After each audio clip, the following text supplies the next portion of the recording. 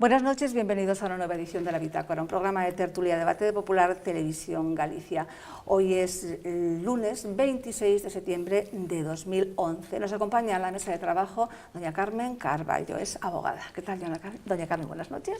Buenas noches. Y bienvenida a esta mesa. Estoy encantada de participar en su programa, es para mí un honor. Muchísimas gracias. El honor es para nosotros. En la esquina de la mesa, don Manuel Rodríguez, es analista político. Don Manuel, buenas noches, bienvenido. Buenas noches, encantado de estar aquí, después de este atípico veranillo que hemos tenido. Estupendo, bienvenido. A mi izquierda, don Anxo Quintanilla, gerente del Consorcio Audiovisual de Galicia. Buenas noches, don Anxo. Buenas noches, doña Magdalena, muchas gracias. Y en la esquina de la mesa, don Agustín García Montón Pulido, es geógrafo e historiador. ¿Qué tal, don Agustín? Buenas noches, bienvenido. Buenas noches. Muchas gracias, doña Magdalena, por invitarme a esta primera vez y espero poder aportar todo lo que pueda, lo mejor posible. Estamos seguros de que así será. Bienvenidos a los cuatro, bienvenidos nuevamente a todos ustedes. Y empezamos con el primer tema de la noche. La Xunta piensa ahorrar 4 millones de euros al año porque va a reducir el número de liberados sindicales. Bien, siguiendo, como decía, la línea de otras comunidades, esto no es una medida tan exagerada, digamos, como la que prometió Esperanza Aguirre en Madrid. No, yo creo que es una línea muy escueta, es decir, ¿a qué se refiere efectivamente, escueta? Porque ahorramos 4 millones, pero teníamos que ahorrar cerca de 9, es decir, las personas que van a dejar de ser liberados sindicales, que son 120 personas, 120 personas sobre 300, pues si ahorramos 4 millones y se fueran dejaran de ser liberados los 300, estaríamos ahorrando cerca de 9, ¿no?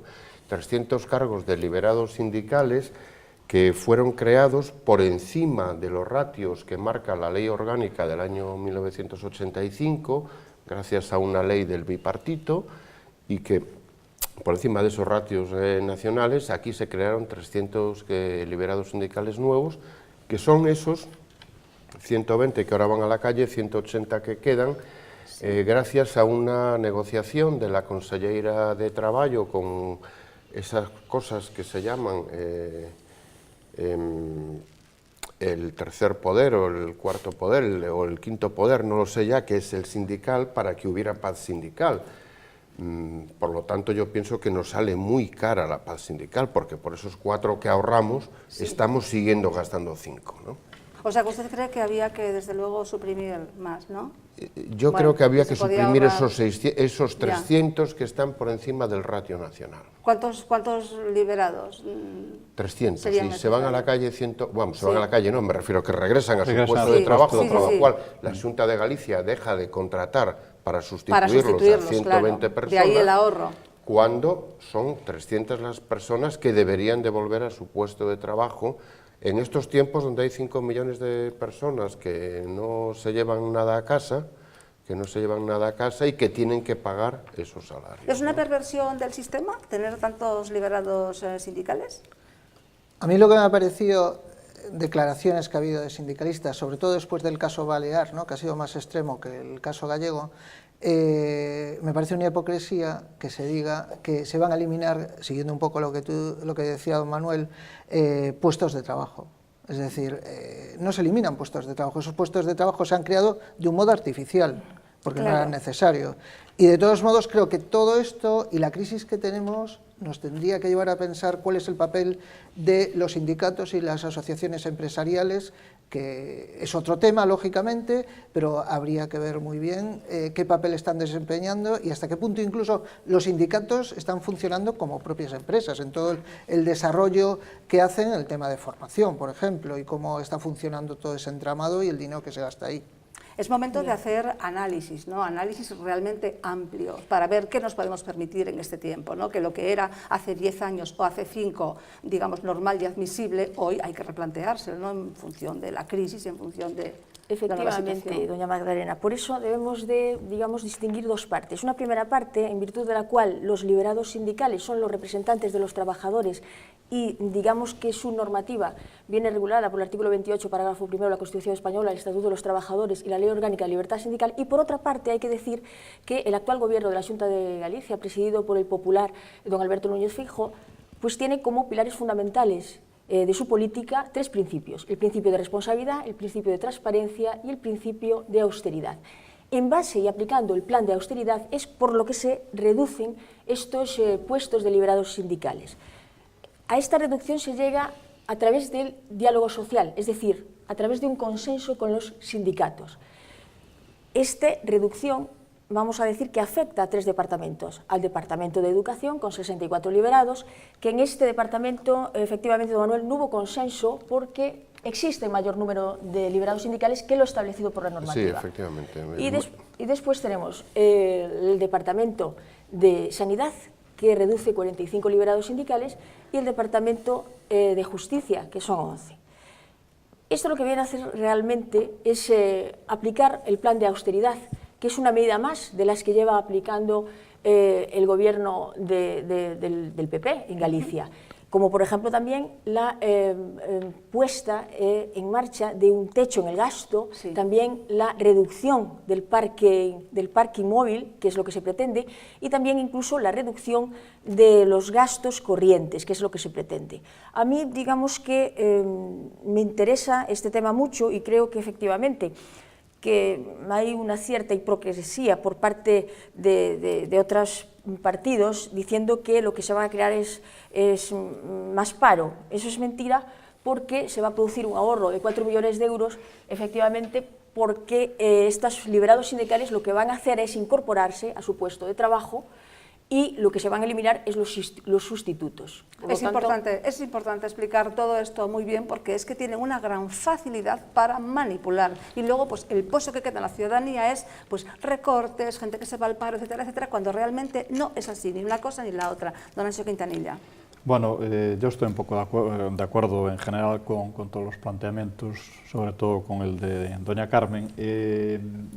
El conselleiro el otro día decía que iba a priorizar, que iba a haber una austeridad y que iba a haber una racionalidad, que efectivamente es lo que se está llevando aquí desde hace 2 años que empezó, o 2 años largos que empezó este gobierno. El tema de los liberados sindicales es un tema muy goloso, evidentemente, y ha sido una moneda de cambio pues muy utilizada dentro de lo que es el aspecto político, pues por dar y por tomar. Yo, con respecto a lo de los 120, que efectivamente es una cantidad muy importante, lo que se ahorra también efectivamente es una cantidad importantísima, es decir, no se puede decir que esto vaya a crear más paro, sino que sencillamente lo que va es a virtualizar dentro de esa prioridad y de esa racionalidad que, por desgracia, yo creo que efectivamente la Administración en los próximos tiempos va a llevar muy duramente. Desde el punto de vista del conselleiro, de que tome esta medida antes de efectivamente meterse también con otro tema muy goloso, que es el tema de los coches y otros muchos más que van a venir, a mí es que me parece francamente muy bien, y yo creo que el parque de liberados, efectivamente es que no tiene no Pero, tiene don Anxo, absolutamente ningún fíjese sentido. lo doloroso que es. Con datos del señor don Jaime Requejo, que es un reconocido economista, a verano del 2010, es decir, hace un año, teníamos entre pensionistas, que hay que cuidar de ellos, pero empleados públicos, funcionarios públicos y desempleados y adjuntos a la Administración, 16,6 millones de personas, 16.600.000 personas. Ese dato que es el conjunto total, el conjunto del sector público en el que estaban incluidos también estos liberados. En ese momento, el conjunto del sector privado eran 15.800.000 personas. Es decir, a verano del 2010, a verano del 2011, sí, el peso de los públicos ha crecido, porque ha crecido el paro y han crecido otras cosas. Es decir, realmente con estas cifras, deteniendo un activo, deteniendo más de un público por cada activo de cada activo del sector privado, me refiero, podemos siquiera protestar por recoger una pequeñísima parte de esos públicos y volver a hacerlos trabajar en algo productivo, en algo que necesitemos todos los ciudadanos. Es decir, a mí me parece... Socialmente el tema ha ocasionado las protestas lógicas de los afectados y los interesados, pero yo creo que también han sido más simbólicas, que afortunadamente, que otras cosas. Porque yo creo que, claro, que efectivamente, si es verdad lo que nos están contando, y me lo creo por lo que estoy viendo, es decir, 120, vamos, de 300, claro, 40%. Es una cantidad muy, muy pequeña. Ya luego que esos 4 millones de euros que se ahorran, o los 9, o lo que se vaya, eso sumado a otras muchas medidas que va a hacer, espero que sea lo que reactiva y lo que potencie que el sector público efectivamente no se vaya a ver muy afectado en los próximos tiempos en todos sus aspectos. Claro, es que, perdón, un último matiz y pasamos a otro tema. Es que efectivamente la reducción solo es de 120 No, liberados sindicales para no romper el diálogo la paz social, social efectivamente. llama, O sea, el motivo de que no se haya producido una reducción mayor, que realmente por ley sí se podría hacer, porque existen más. No, y se ha hecho muy bien también, muy bien. Entonces, por eso digo yo que la protesta no ha sido mucha y que bueno, que el consejero ha estado muy hábil en este inicio de lo que van a ser las negociaciones de lo que tiene que ser la racionalización que el mismo. Pero de todos modos, el ambiente se ha calentado. O sea, no hay más que ver todo el tema de educación que está pasando en Madrid. En el fondo está empezando desde, bueno, antes ya de lo de Baleares, pero bueno, ya se ve que se está preparando los sindicatos cara a un posible gobierno del PP, decir, oye, nosotros estamos aquí, cuidado con lo que hacéis. Sí, se prepara todo el mundo, sí, por lo visto, todo el mundo, mundo, sí. Es cierto.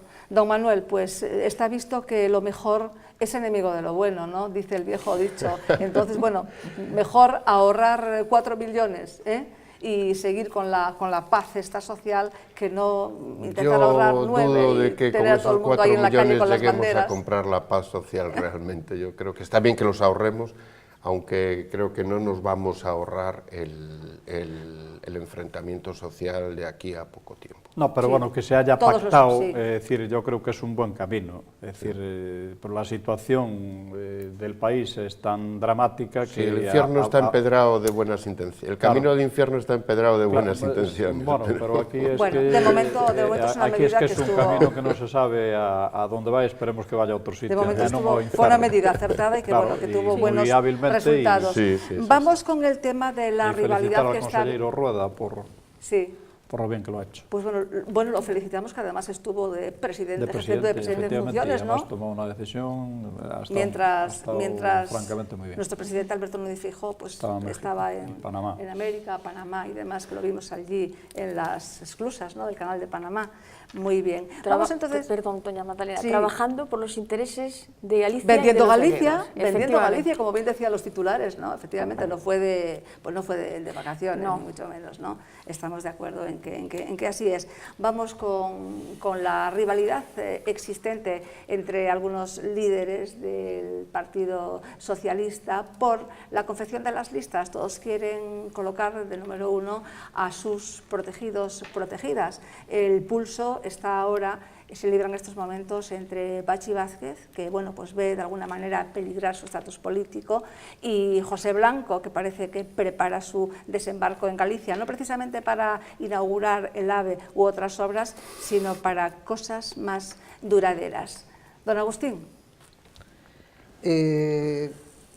Sobre este tema, en general, creo que hay una preocupación por parte de los cargos socialistas, que muchos han perdido sus puestos privilegiados, ya sea en comunidades autónomas o en ayuntamientos, y que están intentando buscar su posicionamiento. Yo creo que esa es una lectura. Otra lectura es, en concreto, la que ocurre en Galicia, pues en esa pugna interna, que está claro que el desembarco de Blanco, según se ha visto en los últimos meses, es futuro, o sea que es algo que no va a tardar mucho tiempo en realizarse.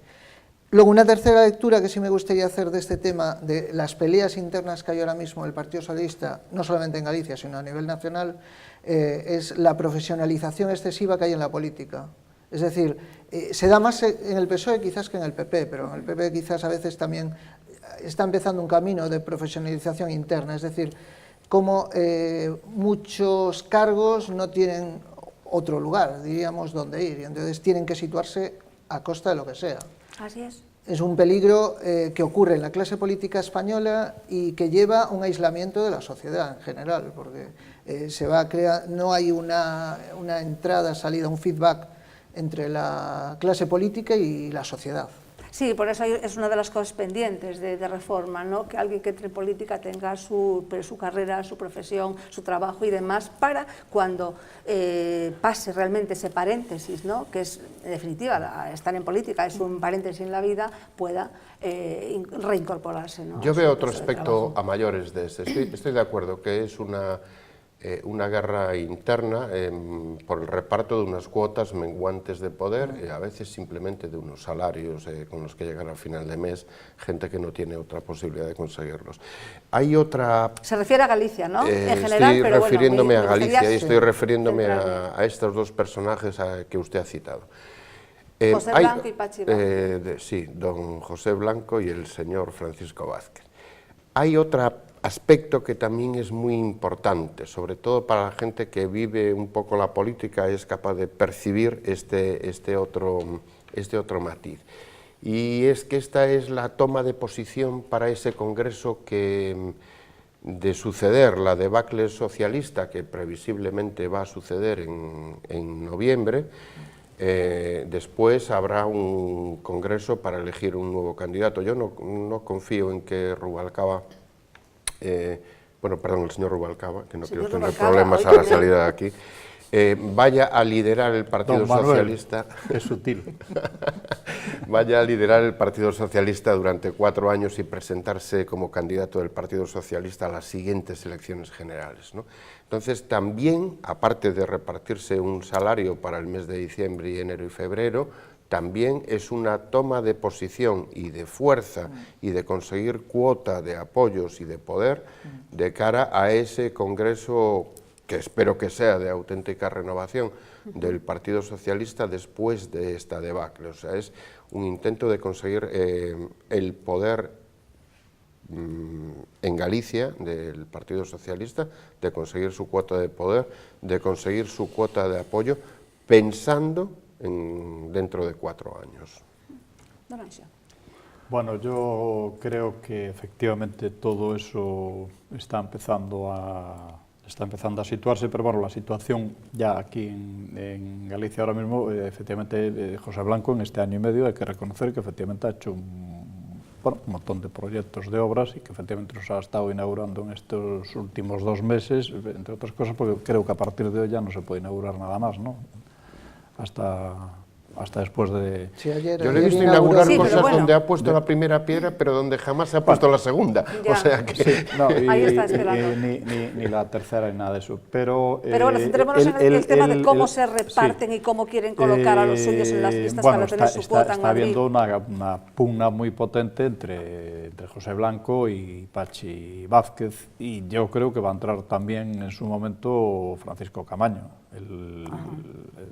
Va a ser el... Yo creo que él forma parte de una de los bandos. Pero ya también formaba parte Pachi y José Blanco cuando se fue a Touriño y tal.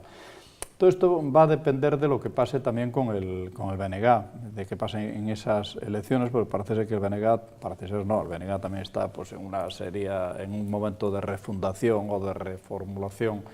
Entonces, lo de Blanco a día de hoy, hombre, yo creo que es clarísimo. La pugna esa que se están manteniendo en el tema de las listas y en esa no asistencia del secretario general del Partido Socialista de Galicia a los actos oficiales, está claro que está siendo así y que, bueno, que no lleva buena pinta ni buen camino, y por otro lado la historia se repite. Con respecto a los políticos profesionales, bueno, la política profesional, pues hablando de la de Galicia, pues en fin, que podríamos dar una lista de nombres, hablando de la española, a mí pero de todos los partidos, me está llamando la atención, pues, del vicepresidente, el andaluz. De todas maneras, yo dándole la razón en lo de los políticos profesionales, creo que no se puede meter todo en un saco. Fíjese, estamos en un momento de delicadísima salud de don Manuel Fraga, a quien le deseo absolutamente lo mejor, a pesar de su situación.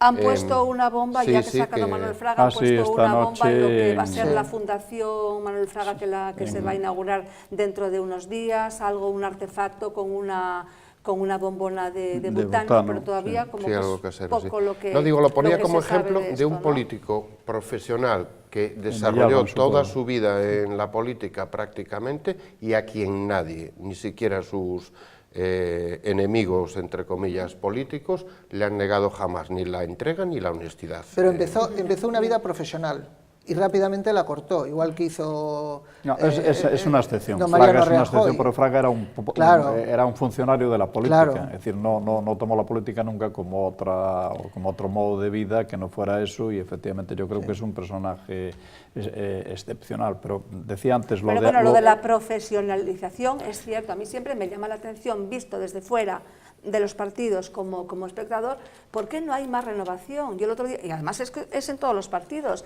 yo decía, bueno, estaba mirando algunos senadores, senadoras del Partido Popular, alguien, por ejemplo, de Galicia, que lleva, pues yo no sé si 20 años, y yo digo, ¿qué pasa? ¿Que en Galicia no hay otra gente para ir al Senado, que tiene que ir alguien que lleva ya 20 años? Y es que eso no lo podemos entender, porque tampoco es que estemos hablando de un ser con unas cualidades tan excepcionales que tiene que estar allí sí o sí, porque si no la cosa no se resuelve. Entonces, ¿qué es? Alfonso Es Guerra, que inercia, lleva 40 y cuántos. y llama la atención eso siempre. Dice, no, me presento A ver, este año doña porque Magdalena, Sí. déjeme defender a mi partido. Don Alberto Núñez No, si no es cuestión renovó de las defender, listas sí. en una proporción de Sí. cerca del 30 y tantos %. Sí. Ahora don Mariano Rajoy también, hay una proporción tremendamente altísima, incluso superior.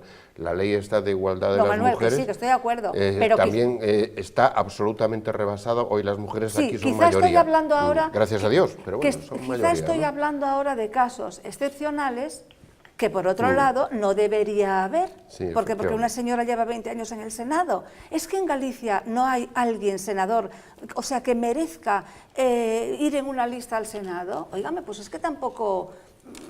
sí. Doña Magdalena, yo Dígame. quería comentarle el tema de la política profesional que sacó don Agustín, me parece interesantísimo. En colación a Fraga, decirle que don Manuel Fraga fue licenciado en Derecho Claro. y fue miembro del cuerpo diplomático. Justo. Es decir, él tenía Sí. su profesión. Lo que pasa que ha sido, efectivamente, y es un político de una conducta intachable, manos blancas y manos limpias. O sea, nadie ha podido sacarle nunca nada a Fraga, a don ha Manuel tomado Fraga. la política como, es decir, en vez de ser funcionario de efectivamente. carrera, que es lo Sí, que era, sí. y con una oposición, todo eso, pues ha dedicado su vida a la política desde Pero el igual punto ha de vista- hecho, don Mariano Rajoy ha hecho igual, es Sí, registrador mercantil, es ha tomado su efectivamente. opción política. Pero tenían su medio de vida, es Sí. decir, no es como otros que si no viven de la política no tienen de qué vivir. Entonces, es. eso es lo que hay que distinguir. Y después, pues desde aquí, desde luego, pues que el atentado que hubo hoy a la mañana, pues hay que nuestra más rotunda condena sí, totalmente, a claro. cualquier tipo de acto violento desde aquí. A los que quieren conseguir Sí. por la violencia lo que no consiguen pues o en las urnas Sí. o con otro tipo de propuestas Efectivamente. democráticas, ¿no? Y a colación con lo que está pasando con el Partido Socialista de Galicia, pues decir que efectivamente existe un cisma interno, y eso es patente. Por ejemplo, en lo que ha pasado en Vigo esta semana pasada con Carmela Carmen Silva, Silva, sí. la Sí, todavía concejala pasa, sí. y senadora. O en La Coruña con Losada, Bueno. que Y- iba y- de... y yo con no iba Camayo, y... Camayo, Sí, con efectivamente. Losada y con Y en- Barcón, es que está y en ocurriendo en Orense, toda Galicia. con Laura Seara y Elena Espinosa, sí. o sea que también ha También. sido un No, duelo a y muerte. ahí las y- renovaciones de, o sea, de las listas efectivamente no Ahora- se ve por Lo que ninguna hay que parte. Una de estas personas que acaba de nombrar, no voy a decir quién, adivinen ustedes, es pues la típica persona que nunca ha hecho nada, que nunca ha trabajado, que ha estado en política pasando por diferentes, ¿no? Concejala, luego diputada, luego tal, y bueno, que no... Luego hablaremos que no- de ellas. que y no se cuando le- hablemos de la... que Bueno, no hay se- alguna que ha que no se llegado le hasta conoce. ministro de Fomento, o sea que... De todas Claro, formas, o sea, digo, sí. si ponemos ejemplos, hay alguna que llegó a ministro va- de Fomento y no acabó la carrera. Bueno, De todos ¿cómo? modos, es- y a es muy presidente de gobierno de es España, más alguien que fácil, solo dio Pero- 3 meses de clase en su vida. Bueno, ya, pero, pero el, ¿Sí? Sí, ni siquiera pero tenía un completó despacho, ¿no? trimestre. Tenía un despacho de Pero, abogados, ¿o no? ¿qué? Ni siquiera completó un trimestre. Ah. Y ¿Y qué? como ¿De PNN, dónde? de aquello que se llamaba no numerario, o sea, de aquellos contratados de Sí. manera... Bueno, ya nos lo dirá después, por si acaso. Ah, es muy Nos fácil, viene. se llama don Sí. José Luis Rodríguez Zapatero. No, o sea. De todas no, pero formas- bueno, Zapatero ni, yo creo que ni eso. a colación Bueno, con pero lo del... Zapatero no es de lo peor, ¿eh? Zapatero todavía profesionalmente. No, es una persona que terminó la carrera más o menos y que hizo su historia. Y es que las hay, que óigame, que no tienen ningún título y son ministras de Sanidad nada menos.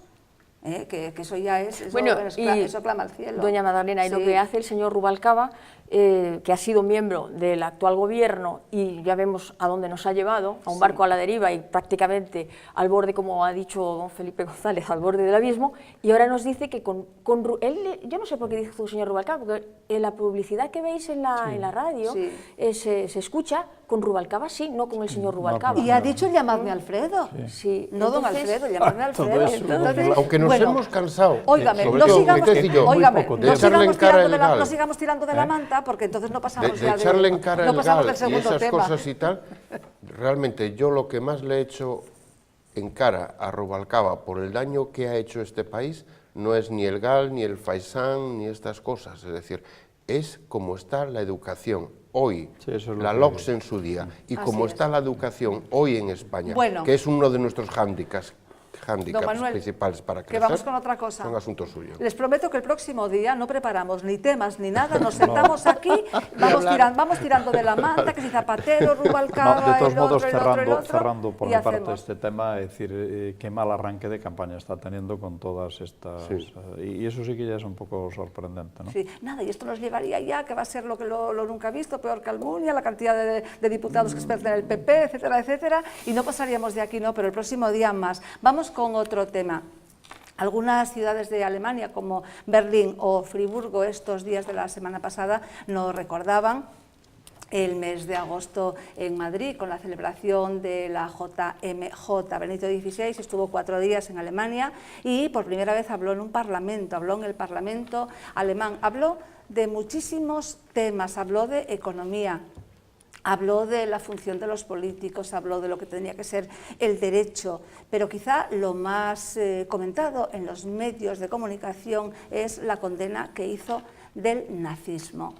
Don Agustín, empezamos por usted nuevamente. Relacionando con el tema anterior, me gustaría decir una frase que ha dicho el Papa en el Bundestag, que ha dicho: la política debe aspirar a la justicia. O sea, con eso ya deja entrever un poco qué ha ido a hacer el Papa a Alemania. Eso lo ha hecho en Berlín, que es una ciudad donde hay más musulmanes que católicos. Pero aparte de eso, el Papa se ha dirigido a la comunidad alemana en general. Es decir, ha estado por una parte en Berlín, luego estuvo en Erfurt, que es la cuna luterana, luego ha estado en Friburgo, que es bueno, pues una de las cunas católicas que hay en Alemania, en la Selva Negra, y bueno, fundamentalmente llama la atención, por una parte, cómo a pesar del esfuerzo del Papa de integrar, de unir, pues ha estado en la zona poscomunista, que fundamentalmente es atea, ¿no? Se ha reunido con todas las comunidades, ¿no? Que hay, sigue siendo criticado por aquellos grupos, pues llamémosle laicistas, que en pos de una supuesta libertad son ellos los que están criticando la libertad de un jefe de Estado, aparte del tema religioso, es un jefe de Estado que va a hablar a un parlamento. Pero incluso para estos tuvo unas palabras magistrales de tolerancia. Dijo que, bueno, que estaba bien que estos se manifestaran en un Estado plural y demás, siempre que las cosas se hicieran de manera civilizada. Y ahí, desde luego, manifestó una tolerancia que, bueno, mucho tenemos que aprender de él, ¿no? Y otro, me gustó mucho, por ejemplo, dijo de Lutero, que era un hombre temeroso de Dios. También dijo, me gustó mucho esto, dijo que muchos agnósticos estaban más cerca de Dios que muchos cristianos tibios. Eso también es muy importante. Y luego lo del derecho me gustó mucho, que dice que si se quita el derecho, el Estado se convierte en una cuadrilla de bandidos. Efectivamente. Sí. El Papa, la verdad es que el Papa es un hombre de Estado. Este domingo en las lecturas de la liturgia hemos escuchado las mismas palabras del Papa, solo que con 2000 años de antigüedad, cuando Cristo decía que los publicanos y las prostitutas nos llevan la delantera en el camino de los cielos, a muchísimas personas que luego presumimos de católicos, ¿no? A mí la O el frase, libro- y ha o el pasado libro mucha de- agua por debajo la de los frase ríos que acaba de desde decir aquel usted momento a este, ¿no? de que es más importante un agnóstico que un católico rutinario, bueno, me Sí, parece, sí, sí. Que puede estar más cerca me parece, de Dios. me parece Él impresionante. dijo que era mucho más dañino para la Iglesia Sí, sí, el sí. cristiano Sí, no, sí que- rutinario y desmotivado Sí. que un agnóstico que buscaba la verdad de manera sincera y tal, ¿no? Para mí lo importante es eso, la defensa del Estado de Derecho, que es algo que nos hemos acostumbrado en este país a ignorar y a tolerar, es decir, usted, doña Carmen, como abogada, ha visto, como cualquiera de nosotros, cómo sentencias del Tribunal Supremo se incumplen sistemáticamente y con publicidad, y no solo eso, y muchas cosas más. Aquí el Estado de Derecho está en vías de mala publicidad, cuando no de extinción, y el Papa reconoce que si él es una autoridad religiosa, no lo es civil, pero que la autoridad civil nunca puede ser el poder del fuerte, sino el poder de la ley, ¿no? Y que cuando ese poder de la ley no existe, lo que existe es eso, el nazismo, el stalinismo, el Pol Pot, Castro, ese tipo de personas, ¿no? Y la otra es la llamada de atención a todos los católicos de que nosotros tenemos que ser beligerantes, o sea, no violentos, pero beligerantes con nuestra fe, ¿no? Los que hemos tenido la suerte de vivir la JMJ en Madrid, ya lo habíamos escuchado, es el mismo mensaje que nos dio en Madrid, exactamente el mismo, la verdad es que lo está repitiendo, ¿no? Y hace bien repetirlo porque hay que volver a escucharlo. Hay que volver a escucharlo, ¿no? Claro. Y hay un tercer punto, antes de que me calle, que si no siempre machaco yo todo, y es que se había puesto en entredicho la continuidad del Papa ahora con motivo de su 85 cumpleaños, ¿no? Él ha dicho efectivamente que sí, en la Lumen Day, que un Papa que se encontraba físicamente mal o intelectualmente mal debería de dejarlo, pero que este momento tan duro de la Iglesia, con lo que está sufriendo la Iglesia por los sacerdotes desviados de su función, que se han dedicado a la pedofilia, incluso a él mismo lo han denunciado en el Tribunal de la Haya, él que es el principal defensor de que haya legalidad, de que todo se aclare y de que incluso los sacerdotes vayan a la legislación civil a rendir cuentas, ¿no? Pues en este duro momento él dice que dejarle ese papel a otros sería una cobardía y que tiene que seguir, ¿no? O sea, frente a esos rumores de que lo va a dejar, pues él le ha dicho que luchará mientras Dios le dé vida, ¿no? Sí. Aparte, a colación en este viaje que ha sido al país de la Reforma, el ecumenismo pues era uno de los puntos fuertes de su viaje. El ecumenismo como tendencia, ¿verdad?, o movimiento que busca la unidad de las religiones cristianas. Por eso el Papa mantuvo, efectivamente, pues conversaciones con los representantes de las otras iglesias cristianas, con los evangelistas, con los ortodoxos. También en incluso, Erfurt hubo una misa ecuménica. Sí, incluso también con los representantes de las comunidades musulmanas y judías, e incluso con las víctimas de los abusos sexuales. Destacar, bueno, pues que hubo manifestaciones, porque no hay que perder de vista que Alemania, este es su tercer viaje y aparte es su nación, pues es una tierra donde hay mayor número de ateos y donde hay cada vez menos números de bautizados. Entonces él considera a Alemania pues una tierra de misión. Algunos críticos, sobre todo católicos críticos, dicen que digamos que no se trataron temas muy importantes como puede ser el celibato, la moral sexual y otros temas trascendentes, pero yo creo que en definitiva yo pienso que es más importante esto que esos otros temas. Yo también. Que teniendo su importancia son... Sí, y a lo que decía usted, doña Magdalena, efectivamente él dio un discurso en el Bundestag por primera vez. Algunos diputados luego se manifestaron en Berlín. Y bueno, y después decir que, como anécdota, pues que un señor le molestaba en Erfurt, le molestaba, digamos, dijo que el tema de la seguridad, y bueno, disparó unos balines 2 horas antes de la misa papal. Pero bueno, en definitiva, es el Papa, a mí me parece muy loable la acción que está haciendo y muy interesante su viaje. Yo me quedo con la condena esta que hizo del nazismo, pero sobre todo un poco de por qué, ¿no?, se había llegado ahí. Dijo que las imágenes de los campos de concentración que demostraban, en definitiva, de lo que el ser humano es capaz cuando se vive apartado de Dios y se rechaza a Dios. Entonces yo creo que ese mensaje es un mensaje universal y que todos tenemos que aplicárnoslo, ¿no? Por eso es tan importante que los católicos estén en política, que estén en la vida pública, sí, ¿no?, los católicos laicos. A mí me gustó mucho el título que puso a su viaje, que dice, donde está Dios hay futuro. O sea, realmente sí que me ha gustado. Muy bien. Vamos entonces con otro tema, que esta semana los consejeros de Radio y Televisión Española, pues bueno, estuvieron a punto de implantarnos la censura. Realmente la implantaron, pero solamente durante unas horas, porque debido a la polémica suscitada, sobre todo en las redes sociales, convocaron un pleno y derogaron el acuerdo.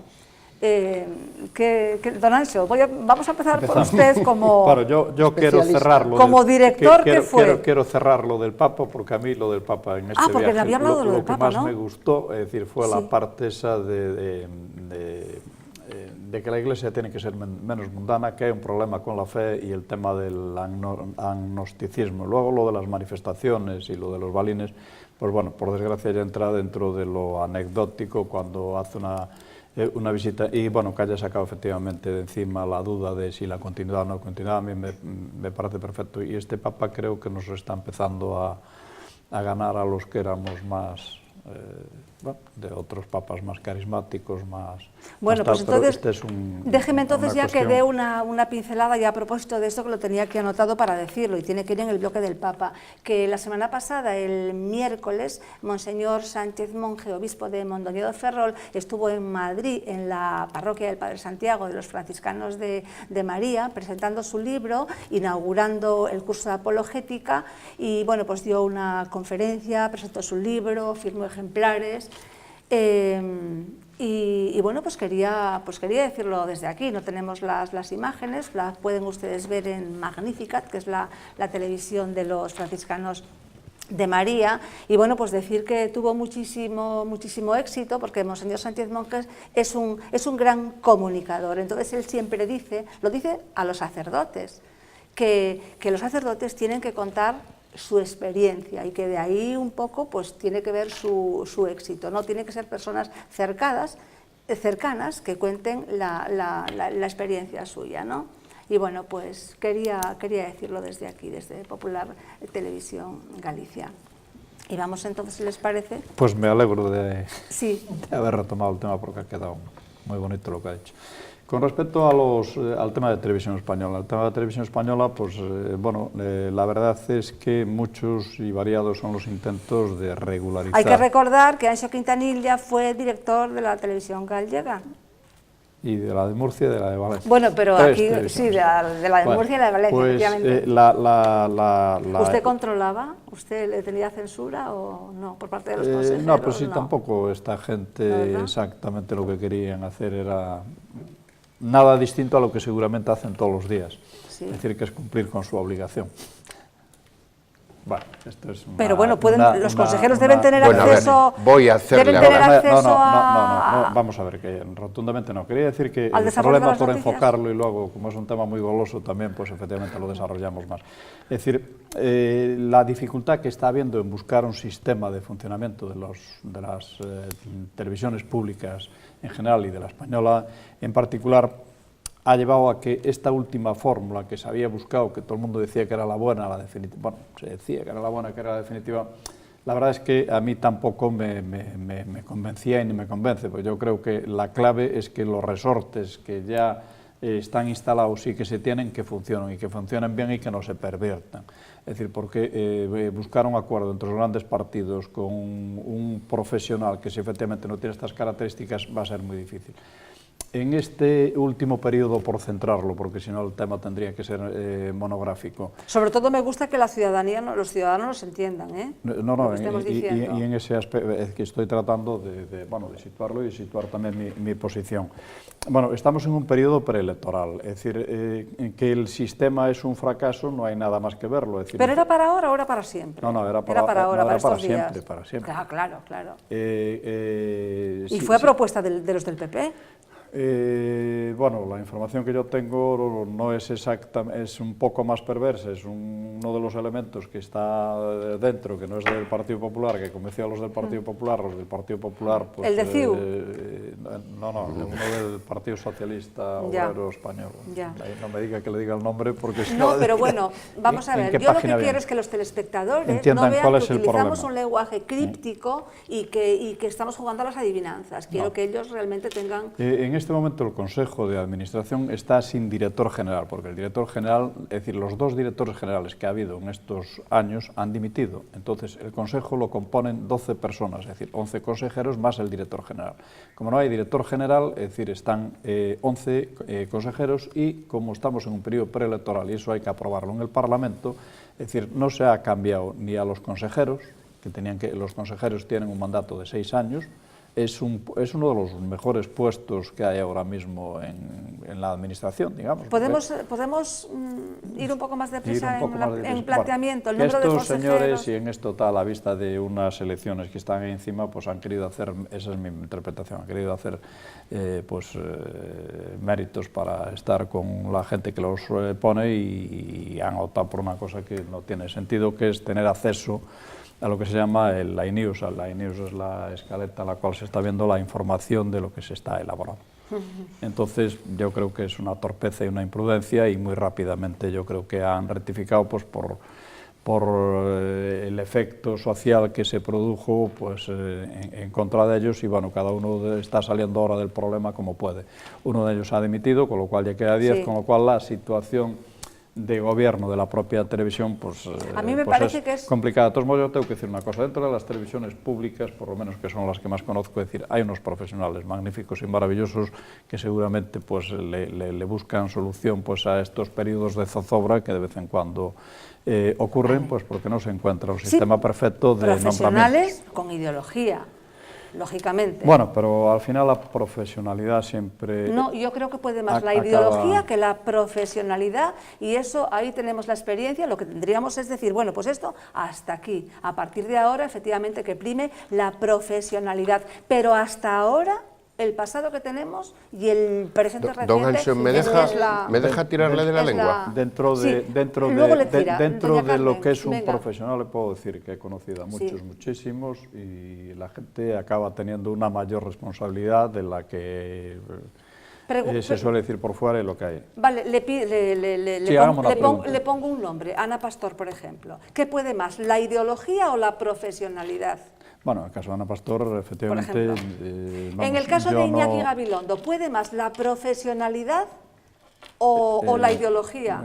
Inventándose muertos, inventándose suicidios... No es que estos que usted me pone encima de la mesa no sean profesionales, claro, pero es que digamos que no son los plumillas, los curritos, los cámaras, los iluminados, es que en la televisión no están solamente Ana Pastor, son dos que se me han ocurrido ahora. Iñaki Gabilondo. Iñaki Gabilondo, pues, que voy a decir que ya todo el mundo no haya visto, y en el caso de Ana Pastor, pues lo que tengo que decir es que muy mal, es decir, si yo fuese su jefe... Ahora está desafiante, pues para ver si la van a dejar o la va a seguir con su contrato, con su productora y demás, y bueno, pues claro, como sabemos que el PP es siempre un poco cobardica... Pero esas son las excepciones que confirman lo que yo creo que quiero decir. Yo simplemente decir que efectivamente lo que se había aprobado era el acceder al sistema de edición de los informativos. Humildemente entiendo que los humanos erramos y rectificar es de sabios. Así me parece que ha sido un error garrafal, pero no solo del Partido Popular, de los consejeros. No, de los consejeros del Partido Popular. Javier Arenas dicen que no sabía nada. No, y González Pons tampoco. Fue una decisión unipersonal de los 4 consejeros del Partido Popular. Eran los consejeros puestos por el PP, no el PP. Efectivamente. Y curiosamente dicen que inducidos por uno del PSOE, que es el más entregador de todo. Efectivamente. Es que el problema es que fueron los 4 consejeros del PP. Pues tenemos a gente muy manipulable entonces ahí, que se deja por lo del PSOE manipulable, convencer. no, influenciable. No, los que propusieron, eso. pero es que el PSOE tampoco es inocente, porque no se opuso, se abstuvo. Y luego CiU, el de CiU, el señor Silva, pues que también fue el que fue con el PP, pero dijo, no sé si escuchasteis, una entrevista que le convenció el señor del PSOE, Socayala, creo que es. Sacalugas. O Sacaluga, que fue el que le convenció, que usted no quiso decir nombre, yo lo digo. No, yo lo he entonces, leído parece ser que lo convenció. Entonces yo digo, bueno, que totalmente en contra de cualquier tipo de censura, aparte que nuestra Carta Magna, en el artículo 20, reconoce el derecho fundamental a la libertad de expresión y además prohíbe expresamente cualquier tipo de censura previa. Y el Partido Popular, yo como miembro del mismo, del Comité Ejecutivo, les digo que en ningún caso está a favor de ningún tipo de censura. Por favor, hay que respetar la libertad de expresión. A mí me Yo parece siento, seguramente discrepe con don Anso Quintanilla, pero creo que el problema no está solamente en unos consejeros, el problema está en sí en una televisión pública. Es decir, creo que salvo algunos casos que son necesarios pues, para defender una lengua o temas educativos, etcétera, creo que una televisión pública no debería existir, es un negocio más y tendría que estar llevándose, pues igual que funciona pues, una radio, un periódico. ¿Por qué no hay periódicos públicos? Es decir, yo no entiendo por qué hay una televisión pública y no hay un periódico público. A lo mejor debía de seguir existiendo un periódico editado por el Estado y no existe. Creo que un poco este problema se estudió en ella. Eso es un tema, y otro tema es el que ya habíamos comentado antes, cómo la politización excesiva de todas las esferas de la vida pública está llevando a que haya problemas como esto. Es decir, es igual que la justicia, es decir, estamos viendo estos días lo que está ocurriendo con la justicia. ¿Por qué ocurre? Sencillamente porque la política se ha entrometido en todo. En teoría, queriendo salvaguardar que las diferentes ideologías y el valor del Parlamento se transmita a la sociedad, pero claro, el problema es que eso es ineficaz y al final está llevando pues, a que con tal de ganar muchísimo dinero un consejero, pues esté llevando a meterse y querer perpetuar su trabajo, entre comillas. Don Agustín, yo le voy a dar la razón de que el pecado original de este asunto es que haya políticos decidiendo quién está al frente de algunas instituciones, ¿no? Televisión Española es muy llamativa, este caso ha sido además pues, de los que tiene sangre y morbo y que tiene actualidad. En este momento estamos viviendo también otros casos igual de sangrantes, pero con menos publicidad, ¿no? Es decir, el PSOE, exactamente igual que podía haber hecho el PP, eso es exactamente igual, es el mismo pecado original de que los políticos estén poniendo representantes o amigos en órganos que tenían que ser independientes, ¿no? Léase la Comisión Nacional de Valores, el Banco de España, el Consejo de la Competencia, la red eléctrica, es decir, muchas cosas en las que la política se ha metido, y se ha metido mal, ese es el pecado original. Todos esos órganos deberían de ser independientes. Es decir, usted citaba la BBC, a nadie en la BBC, a nadie en Inglaterra se le ocurre pensar que la BBC, que es una emisora nacional, pueda estar politizada, claro, o pueda estar defendiendo a un candidato frente a otro, o puede estar haciendo campaña por alguien, ¿no? Simplemente porque es independiente y lo han mantenido independiente y alejado de la política. El pecado original es que le consintamos a los políticos transmitir a instituciones que deberían de ser limpias. Abrevime, que me queda muy poco tiempo, don Manuel. Don Anxo, por alusiones antes. Yo soy un ferviente defensor de la televisión pública y no porque me convenga o porque tal, sino pues en otro momento explico las múltiples razones para tener. Comparar los modelos de Inglaterra, Alemania, Francia, pero bueno, Italia con nosotros ¿sí o no? no tiene ningún sentido.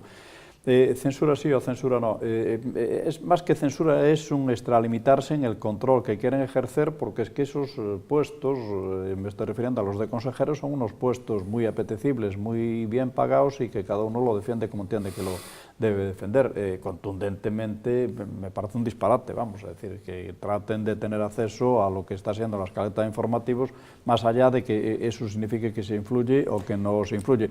O sea, más que querer controlar, hasta donde entiendo de lo que está diciendo, más que querer controlar era hacer ver que sí que estaban controlando, claro, ¿no? A quien pudiera interesar. Bueno, esa es la interpretación, ¿no?, que le doy yo a la situación, pero la situación es que ya es anterior, es decir, es que yo creo que un consejero no debería tener este tipo de competencias sobre los profesionales, debería tener un tipo de competencias sobre la empresa y sobre lo que es su parte y meterse en lo que es su parte, no estar metiéndose en la parte de otro. Pero claro, esto así es como se ha instalado, por eso yo siempre defendí que el modelo de control de la televisión no debía de ser el que se implantó en su momento, y me vuelvo a remitir a lo que dije antes, es decir, en 5 años 2 directores generales. Es decir, ha sido, o lo de haber sacado la publicidad, que es otra historia, pero si quiere otro día hablamos de esto. Hablamos, sí, porque es un tema muy jugoso. Contundentemente no, es decir, no se puede hacer esto que se ha hecho. Es una pena, porque es que la televisión hace falta que, bueno, que esté segura, y más en este momento, porque es que los cambios y la renovación que tiene que haber en la televisión española en 4, 5, 6 meses no se van a poder hacer por los plazos que existe, y lamentarlo, bueno, y alegrarme de que efectivamente corrigieran tan rápidamente. Yo creo que corrigieron porque se dieron cuenta del error, independientemente de, efectivamente, por todo lo que salió en las redes sociales y toda la polémica. Que tiene que haber una línea editorial, hombre, pues qué duda cabe, en todas las cadenas, en todos los medios de comunicación hay, ¿no? Y entonces, que la del Partido Socialista es una línea y que la del Partido Popular es otra, claro que sí, pero otra cosa es que luego ya, que los consejeros tengan que tener acceso a las escaletas y demás. Solo un breve comentario sobre este tema. Yo también soy una defensora ultranza de la televisión estatal, sí, la pública. Lo que pasa es que debe de estar regida por el principio de neutralidad. A colación de lo que dicen, claro, dicen es que la política está en todo, es que la vida es política. Lo que ocurre es que, tal como ha llegado a estos días, la actuación de los políticos no nos gusta, porque el político lo que debiera de ser es un servidor del ciudadano, claro, y no lo es, imparcial. Claro. Y entonces, claro, yo soy defensora de la televisión pública, desde y de los servicios públicos en general. Claro, en general.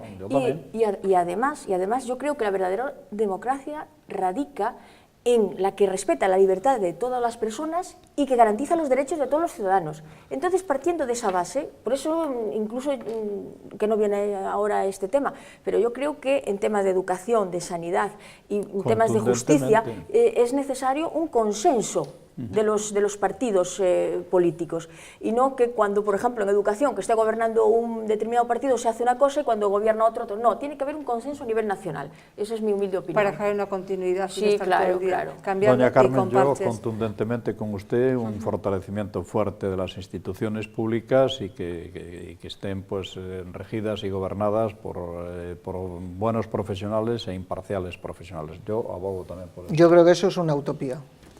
No es una utopía, no. Es muy difícil, es muy difícil. Bueno, yo no voy a meter el dedo en la herida más. Seguiremos desarrollando el tema. Voy a enunciar el último de la noche, que hemos perdido tiempo por aquí, hemos gastado más tiempo en algunos de los temas y va a quedar mucho sin tocar. Vamos con el tema de las familias monoparentales, que en Galicia son ya el 10%. La mayor parte son capitaneadas por mujeres que han llegado a esta situación a través de una separación, un divorcio o después de haber enviudado. Hay también un porcentaje de ellas que han optado por ser madres solteras, bien a través de la adopción o a través de algo que está siendo cada vez teniendo cada vez más demanda, y es la fertilización in vitro. Bien, sobre este tema, y es que las mujeres, bueno, pues dicen que hay este tipo de familias que tienen pocos apoyos y que la administración debería brindarles un mayor apoyo. Bueno, quería hacer un breve matiz. Familia monoparental es aquella que está integrada como núcleo familiar por uno del progenitor, sí. Es decir, que puede ser el padre o la madre, y uno o varios hijos. Sí. Entonces, partiendo de esta base, el Consello de la Xunta pues, ha aprobado en marzo, el 17 de marzo del 2011, un anteproyecto de la Ley de Apoyo a la Familia y a la Convivencia de Galicia. Bueno, es una ley transversal, elemental y fundamental, y es la más avanzada en esta materia que existe y que va a existir en el Estado español. Bueno, sí. ¿Por qué? Pues porque contempla por primera vez a la embarazada como unidad familiar de pleno derecho. Contempla por primera vez que exista un registro de familias monoparentales. Además va, digamos, a promover los medios para que se canalicen legalmente estos otros nuevos modelos de familia de acorde con la sociedad actual.